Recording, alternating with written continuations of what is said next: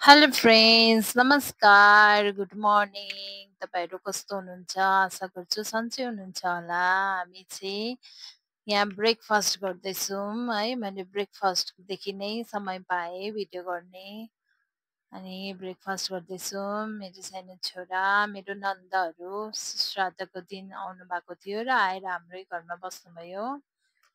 है सबै घरमा एक दिन आएपछि निस्किनुहुन्छ, बस्नुहुन्छ मेरो नन्दहरू। हामी चाहिँ यहाँ ब्रेकफास्ट गर्दैछौँ बिहान। अनि आजको दिन चाहिँ मेरो नन्दहरू ब्रेकफास्ट गर्नुभयो, मैले खानापिना बनाएर दिएँ।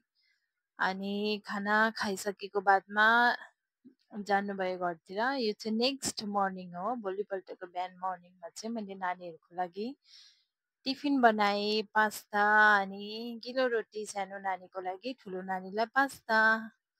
अनि किनभने त्यो दिन म बिजी भएँ, खानापिना पकाउनु के गर्नु, मैले भिडियो बनाउन अलिकति पनि मौका पाइनँ। त्यही भएर बनाउनु पाइनँ र नेक्स्ट मर्निङ सुरु गरेँ। त्यो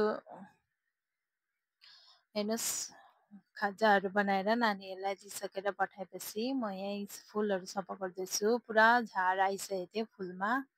यहाँ हेर्नु, जरबेरा पिङ्क कलर कस्तो राम्रो छ हाम्रोमा, अनि रेडमा पनि छ। म चाहिँ निकै दिन बादमा झारहरू उखाल्छु। पानी त म सधैँ नै हाल्छु है, भ्याउँदिनँ। कति नानीहरूसँग अब छतमा बारेको छैन, लिएर जानु पनि मिल्दैन। अनि यो चाहिँ म पानी हाल्दैछु। म बिहान बेलुकै अलिअलि गरेर पानी हाल्छु फुलमा, कम्ती हाल्छु, तर बिहान बेलुकै हाल्छु किनभने यहाँ त अब गरम ठाउँ हो, पुरा घाम हुन्छ। अनि हेर्नुहोस्, म झाडु गर्दैछु। थुप्रो दिन भएको थियो, बाटोबाट कागज प्लास्टिक उठाउँदै ल्याउँदै मैले यहाँ मैला डरन्ठ्योमा थुपारेको। अनि आज चाहिँ हाम्रो घरको डस्टबिन पनि भरिएछ र एकैचोटि डराउँछु भनेर लिएर आएँ। मान्छेहरू फ्याँक्नु जान्दैनन्, जताभावी मैला फ्याँकेको हुन्छन्। म चाहिँ मेरो छेउछाउमा जति देख्छु उठाएर ल्याएर एक ठाउँ राखिराख्छु। अनि त्यो दिन बेलुका चाहिँ हामीले मोमो खाने सल्लाह गऱ्यौँ। अनि यहाँ म अचार बनाउँदैछु, बदाम अनि टमाटर। म यसरी नै अचार बनाउँछु, मिठो हुन्छ। मोमोको लागि किमाहरू पनि रेडी गर्दैछु है। मोमो बनाउन थालेको।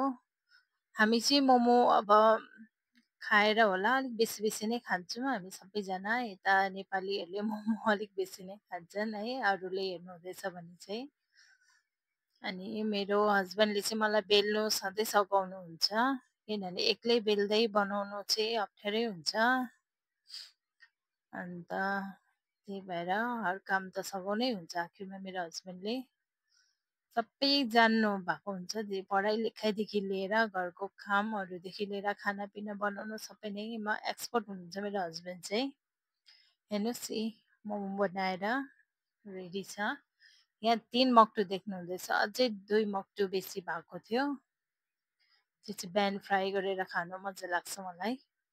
हेर्नुहोस्, 3 मक्टु मोमो पाक्यो। अझै यता 3 मक्टु बस्नु नै छ। यो चाहिँ काँचो मोमोहरू लास्टमा अल्छी लागेर चाहिँ ठुल्ठुलो बनाइदिएको। हामी त मोमो खान थाल्यौँ है साथीहरू। तपाईँहरू के गर्नुहुँदैछ?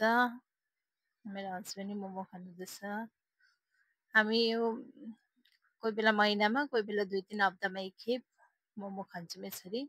अनि कालो देख्नुहुँदैछ, यो चाहिँ सेतो आटा हो, हामी मैदा चाहिँ खाँदैनौँ। हाम्रो घरमा मैदा चलाउँदैनौँ। थ्याङ्क यू सबैलाई है, मेरो भिडियो हेरिदिनु भएकोमा। लाइक, सेयर, सब्सक्राइब गरिदिनु होला। मोमो पनि यम्मी भएको थियो। तपाईँलाई रेसिपी चाहिन्छ भने कमेन्टमा भन्नुहोला, म देखाउँछु।